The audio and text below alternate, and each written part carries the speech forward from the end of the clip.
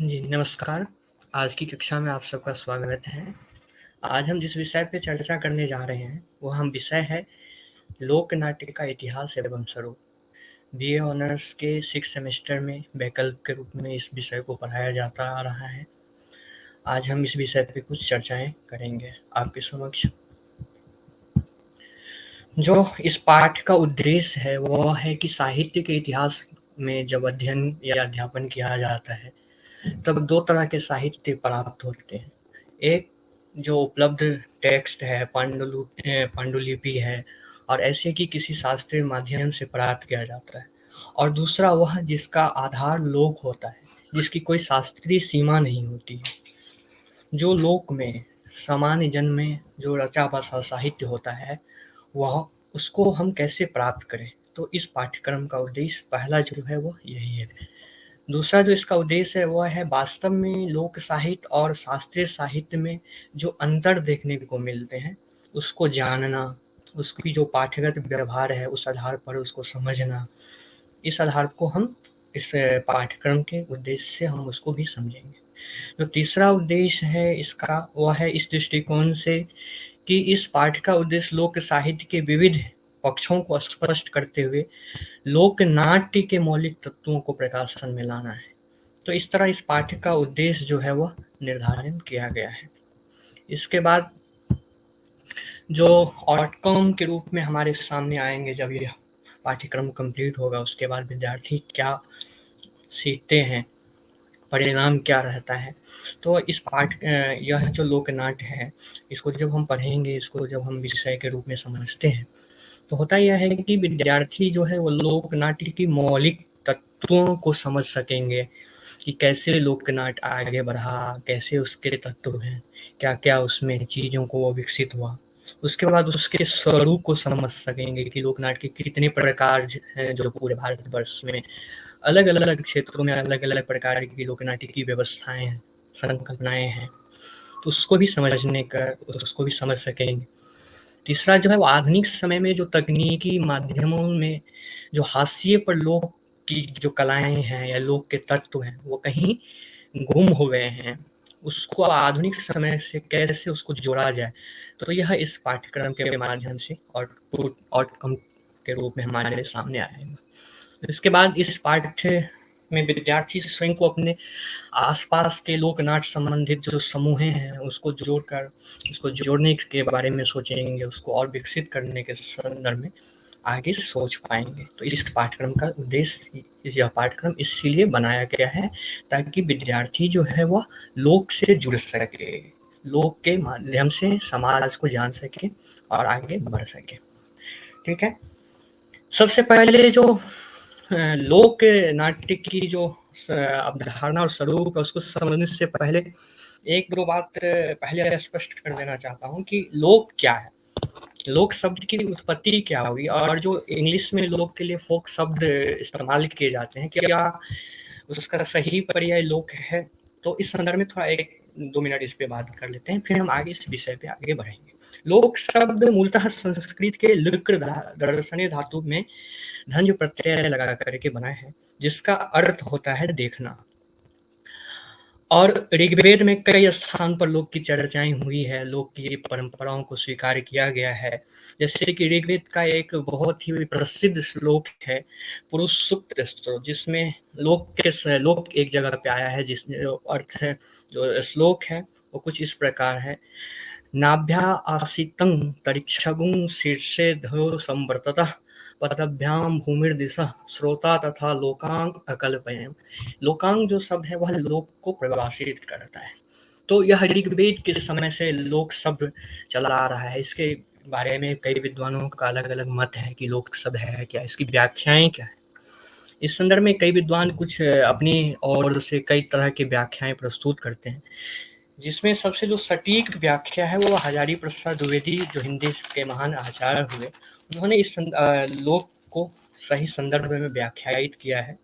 उन्होंने लोक को कहा कि लोक शब्द कोई जनपद या ग्राम नहीं है, बल्कि नगरों और गाँवों में फैली हुई वह समूची जनता है, जिसके व्यावहारिक ज्ञान का आधार पोथियाँ नहीं हैं। ये लोग नगर में परिष्कृत रुचि संपन्न तथा सुसंस्कृत समझे जाने वाले लोगों की अपेक्षा अधिक सरल और अकृत्रिम जीवन के अभ्यस्त होते हैं और परिष्कृत रुचि वाले लोगों की समुच्ची विलासिता और सुकुमारिता को जीवित रखने के लिए जो भी वस्तुएं आवश्यक होती है उसको उत्पन्न भी करती है। यानी कि लोग क्या है इस संदर्भ में जो अंग्रेजी में जो चला रहा था फोक, वो भारतीय परंपरा में आकर के एक विस्तृत रूप ले लेता है। फोक जहाँ पर एक किसी क्षेत्र विशेष तक सीमित रह जाती है, लेकिन लोक की जो अवधारणाएं हैं या लोक जो है वह उसकी जो क्षेत्र है वो व्यापक है, उसकी फलक जो है वो विस्तृत है।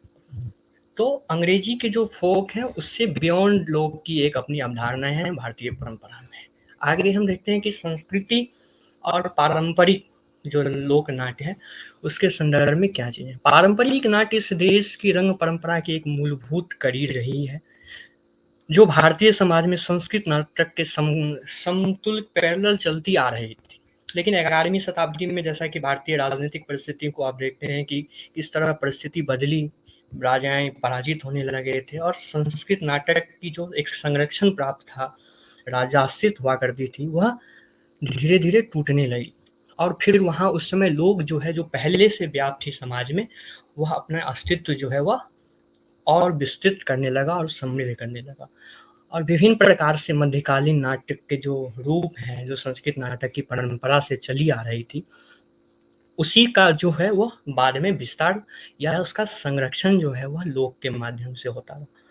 भारत जैसे कृषि सभ्यता प्रधान देश में यह तो अनिवार्य है कि हमारी सृजनात्मकता गतिविधि के बहुत से अंगों के स्वरूप लोक जीवन में हो और इसका प्रभाव जाने अनजाने हमारे चिंतन, संस्कार और कार्यों पर पड़ता हो। विशेष रूप से हमारी संस्कृति परंपरा का एक बहुत बड़ा अंश लोक संस्कृति से जुड़ा हुआ है।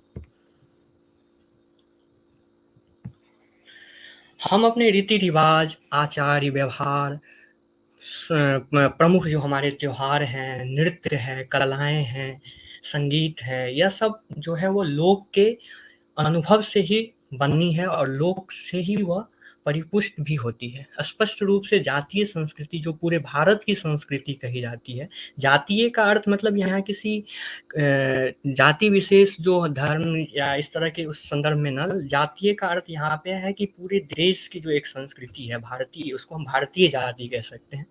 उस संदर्भ में यहाँ जातीय का प्रयोग किया गया है। का एक समान अर्थ है वह संस्कृति जो सामान्य जन अर्थात लोग की हो। किसी भी देश की गुलामी का सबसे खतरनाक असर उस देश की संस्कृति और कला पर पड़ता है।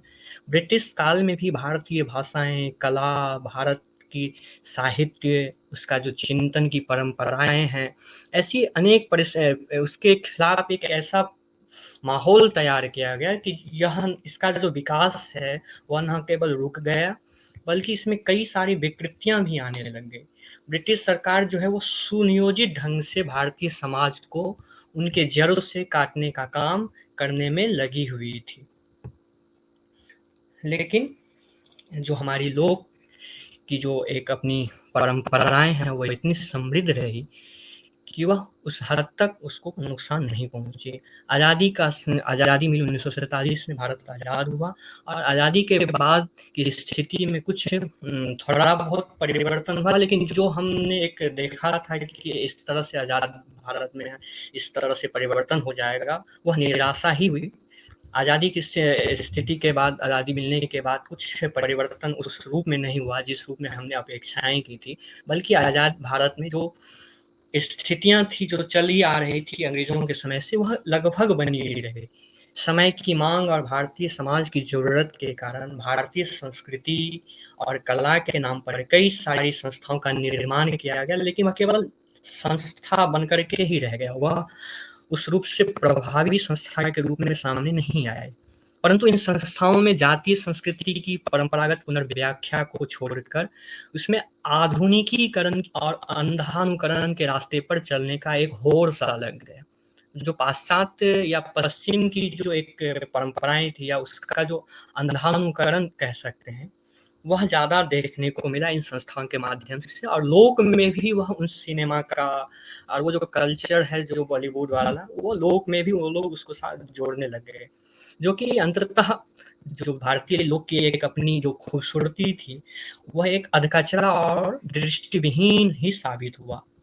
और भारत के दृष्टिकोण से जब हम लोक संस्कृति और उसके स्वरूप और उसके संघर्ष को समझने का प्रयास करेंगे, तो औपनिवेशवादी, पूंजीवादी ताकत और उत्तर औपनिवेशिक परिस्थिति को समझना होगा। यह उत्तर औपनिवेशवाद की जो स्थिति है, वह लोक जीवन को उसकी सामूहिक चेतना, सामूहिक मनुष्यता और सामाजिक विवेक से काट कर विकलांग बना देने वाली परिस्थिति। जैसा कि आप जानते हैं कि उपनिवेशवाद जब भारत में बना, तो उसकी क्या देन थी, और जब वह भारत को छोड़कर जा रहा था, अंग्रेज भारत को छोड़कर जा रहे थे, उस समय भारत की परिस्थिति क्या थी? गांव-गांव से पलायन की स्थिति थी, सामाजिक बंधनें जो है वो कमजोर हो रहे थे, है ना? संयुक्त परिवार का ह्रास हो रहा था, व्यक्ति के जीवन में अकेलापन की एक भाव आ रही थी। यह सब उत्तर उपनिवेशवाद का देन है, जो हमें एक सामूहिक चेतना और एक जो स्वाभाविक मनुष्य की एक जो स्वाभाविक जो एक नेचुरल होता है, जो स्वाभाविकता होती है, उससे वह उसके विवेक को वह काटने में ही लगी हुई थी। शहर में आ जाता था लोग नौकरी के तलाश में, और यहाँ उसे वो गाँव की जो एक सामूहिक चेतना हुआ करती थी, जब सुख में, दुःख में सब एक साथ हुआ करते थे, वह उसे यहाँ पे आने के बाद, शहर में आने के बाद, पलायन के बाद, उन सब चीज़ों का अभाव हुआ और वह धीरे-धीरे उस चीज़ से कटने लगे, संस्कृति से कटने लगे, अपनी सभ्यता से कटने लगे। और यह अनायास नहीं था। इसके पीछे एक मंशाएँ थी अंग्रेज़ों की, या जो पूँजीवादी व्यवस्थाएँ हैं, उसकी एक अपनी मंशा थी, जो एक ऐसे बाज़ार को तैयार करना चाह रहे थे, जो वह बाज़ार उसके हिसाब से चले, वह जो परोसे वह उसे स्वीकार करे। उसकी अपनी स्व की जो परिकल्पना है, सेल्फ का जो एक कांसेप्ट होता है, उससे उसको काट देने की वह पूरी संयोजित परंपराएँ थी। मध्यकालीन जो विश्व का सबसे विकसित व्यापार केंद्र भारत था, सोचिए कि जब मध्यकाल का समय था, उसमें भारतीय जो बाज़ार थे, वो सब विश्व के सबसे समृद्ध बाज़ार, मसाला हो, जूट हो, बहुत सारी ऐसी चीज़ें हुआ करती थी, जो भारत से दूसरे देश में जाया करता था। तो यह बहुत बड़ा विकसित केंद्र हुआ करता था भारत। लेकिन जो मध्यकाल का यह जो भारत का यह क्षेत्र था, वह इतना समृद्ध था, वह ब्रिटिश काल आते-आते इतना पिछड़ क्यों गया? तो यह एक पूरी सुनियोजित परंपराएँ के तहत इसको बदनाम करने की साजिश, और इसे भूत-प्रेत, जादू-टोना, मदारियों का देश, क्या-क्या नहीं कहा गया। यह सब चीज़ें एक अलग मायने, अलग बातों को और ले जाती है, जहाँ पे भारतीय मानसिकता को औपनिवेशिकवाद से जोड़ करके देखेंगे तो और अधिक स्पष्ट रूप से समझेंगे। हम यहाँ भारतीय लोक नाट्य की अवधारणा और स्वरूप को समझाने का प्रयास कर रहे हैं। अंग्रेजी शासक ने बड़े सुनियोजित तरीके से भारत की सांस्कृतिक जो तारीखें थी, उसके जो तरीके थे जीने की, उसको जो खिसका करके उसके जीने की जो एक अपनी पद्धति थी, उससे किसान, जैसे कि एक किसान से मज़दूर तक की जो एक सफ़र है, वह एक जानबूझ करके और बड़े सुनियोजित ढंग से वह यह सफ़र को बनाने में लग गए। एक किसान किसानी में जितना गर्व महसूस करता है, उतना मज़दूरी में कभी नहीं करेगा। और वह जब मज़दूरी के लिए मजबूर हो जाता है, तो उसकी जो मानसिक स्थिति होती है, और फिर वह अपने लोक से कैसे कट जाएगा, अपनी संस्कृति से कट जाएगा, यह सब एक अपनी भयावह परिस्थिति की आप परिकल्पना कर सकते हैं। प्रेमचंद ने इस संदर्भ में बहुत अच्छा उपन्यास एक लिखा, गोदान, जो आप पढ़ेंगे तो उसको आप जानेंगे कि कैसे जो होरी है वह मज़दूर नहीं बनना चाहता था, लेकिन अंत में वो मज़दूर होकर के ही उसकी मृत्यु हो जाती है। एक बड़ी लंबी-सी कथा है, आप ज़रूर पढ़ें उसको। उसके बाद जो आर्थिक, सामाजिक जो प्रक्रियाएँ थी, जो लोक संस्कृति को लेकर के जो चीज़ें हुआ करती थी, उसे एक उसको अंग्रेज़ों ने बड़े तरीके से यह भर दिया गया, अंग्रेज़ों के द्वारा यह भर दिया गया कि यह सब गँवारों की चीज़ें हैं, असभ्य लोगों की चीज़ें हैं। यह कलाएँ जो हैं लोक की, यह जो नृत्य है, यह जो गीत है, यह जो व्यवहार है, आचार-विचार है, पर्व-त्योहार, यह सब, इसमें कोई लॉजिक नहीं है, यह सब असभ्य लोगों की है। यह एक लंबे समय तक यह चीज़ें कायम रहा, और यह चीज़ बाद में धीरे-धीरे जो नए धनाढ्य लोग भारत में पैदा हो गए, नव-धनाढ्य लोग, जिसे नए-नए धन जो प्राप्त कर रहे थे पूंजीवादियों की मदद से, वह लोग भी इस चीज़ को आगे बढ़ाने में अपना अहम योगदान दे रहे हैं। सब औपनिवेशिक अभी हाल ही में जो हमारे देश के नेतृत्व ने लाल किले से कहा था कि जो औपनिवेशिक मानसिकता जो है वह उससे कैसे आज़ादी हमें पानी है। तो यह सब उन सब चीज़ों को लेकर के जब हम आगे बढ़ेंगे तो देखते हैं। आर्थिक स्तर पर जब हम भारत तो 1947 में आज़ाद हो गया था, लेकिन आर्थिक स्तर पर हम अमेरिका जैसे पूंजीवाद जो देश थे उसके ऊपर निर्भर थे। छोटी से छोटी जो हमारी ज़रूरत के सामान हुआ करते थे, वह भी विदेशों से मंगाया जा रहा था। ऐसे में भारतीय संस्कृति के लिए नए-नए खतरे उत्पन्न होने लगे। आधुनिक इलेक्ट्रॉनिक मीडिया हो, मोबाइल हो, इंटरनेट हो, सिनेमा हो, यह सब लोग की जो चेतना है, लोग की जो एक सरलता है, उसको लेकर के उसको प्रभावित भी कर रहे थे। नौटंकी, तमाशा, जो नाच है, इसमें जो आधुनिक आधुनिक जो टीवी है, मीडिया है, इंटरनेट है, इसका जो प्रभाव है इन सब चीज़ों पर होने लगे और इस सब में भी अश्लीलता और अराजकता की स्थिति उत्पन्न होने लग गई थी। तो कैसे लोग प्रभावित हो रहा था इस चीज़ को हमने समझा। अब हम लोग के जो बन रहे थे, जो लोक का निर्माण हो रहा था और उसमें कैसे-कैसे विकृतियाँ आ रही थी, इन सब चीज़ों को हमने एक छोटे से बहुत कम संक्षेप में उसको जानने का प्रयास किया है। इस पर एक बहुत बड़ी बातचीत हो सकती है। बाकी आगे हम देखते हैं कि जो लोक नाट्य है, तो लोक प्रचलित विधाएँ अलिखित होती हैं। क्योंकि लोक की शास्त्रीय परंपराएँ होती नहीं हैं, तो शास्त्रीय परंपराएँ जब नहीं होगी तो यह मौखिक रूप से एक पीढ़ी से दूसरी पीढ़ी, जनरेशन बाय जनरेशन जो है वो ट्रांसफ़र होते हैं। तो यह जो लोक के जो है वो चित्त, वह सतत प्रवाहमान होता है जिसे लोक परंपराएँ एक पीढ़ी से दूसरी पीढ़ी तक हस्तांतरित करते हैं। लोक संस्कृति और उसके तत्व के प्रतिकूल होता है। सभ्य जन संस्कृति और सभ्य समाज इसे अपने योग्य नहीं समझता, परंतु सभ्य स्वीकृति न होने के बाद भी समाज में लोक हमेशा से सामान्य जन के भावों को उत्साहित करती आ रही है। मध्यकालीन परिस्थिति, विशेष तौर पर राजनीतिक परिस्थिति, कभी अराजकता स्थिति में थी। कई प्रकार के आक्रमण उस दौर में चल रहे थे। भारत में इसका परिणाम अलग-अलग भागों में भी हुआ। संस्कृत नाटक कमज़ोर था। यह सब चीज़ें हमने जैसे अभी आपको समझाया, वो यही चीज़ें यहाँ भी आगे हैं। तो वह परंतु लोग अपने आप को बचा ले गया, इसके कई सारे कारण भी हैं, है ना? अपभ्रंश आदि साहित्य की जो भाषाएँ थी वह उस समय विकसित लोककृत जो है लोक नाट्य की जो परंपराएँ हैं, वह 11वीं से 13वीं शताब्दी जो है वह माना जाता है कि लोक नाट्य के विकास का वह एक स्वर्ण युग कह सकते हैं। क्योंकि यही वह समय था जब संस्कृत नाटक की परंपराएँ ह्रासोन्मुख था और भारतीय परिस्थिति में कई प्रकार की राजनीतिक परिस्थिति जो है वो बदल रही थी और भाषाई स्तर पर भी जो है सो अपभ्रंश से हम अलग-अलग तरह के भाषाओं में आधुनिक भारतीय आर्य भाषाओं में शिफ्ट हो रहे थे। अपभ्रंश आदि भारतीय जो भाषाएँ हैं, वह जो है वह साहित्य का रूप ले साहित्य भाषा के रूप में विकसित हो रही थी। इस प्रकार 10वीं से 13वीं शताब्दी के बीच संस्कृत नाटकों के एक प्रकार से समाज से पूरी तरह जो है वह उसका जो प्रभाव है वो खत्म हो रहा था। दूसरी ओर लोकनाट्य जो उसके पैरेलल उसके सतत जो है वो चल ही रही थी, वह अपने आप को उस समय आते-आते और मजबूत स्थिति में ले आया। लोक साहित्य और लोक नाट्य की ऐसे प्रतिकूल परिस्थितियों में अपना जगह बनाया और आज देखते ही देखते अकादमिक, सांस्कृतिक और कलात्मक रूप में स्वयं को पूरे देश में स्थापित करने में सफल हुआ। यह लोक के बारे में हमने जाना, लोक नाट्य की परंपरा के बारे में जाना। लोक नाट्य की एक अपनी अक्षुण्ण परंपराएँ हैं, जो सतत बनी आ रही थी।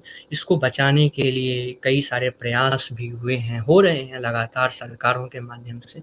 लेकिन अंततः होता यह है कि चीज़ें जब सामाजिक आंदोलन के रूप में आगे बढ़ती है, तभी वह और अच्छे ढंग से सफल रूप से हमारे सामने उपस्थित होते हैं। आपने इस व्याख्यान में शामिल हुआ, आप सुने इसके लिए आप सबका आभार। बहुत-बहुत धन्यवाद।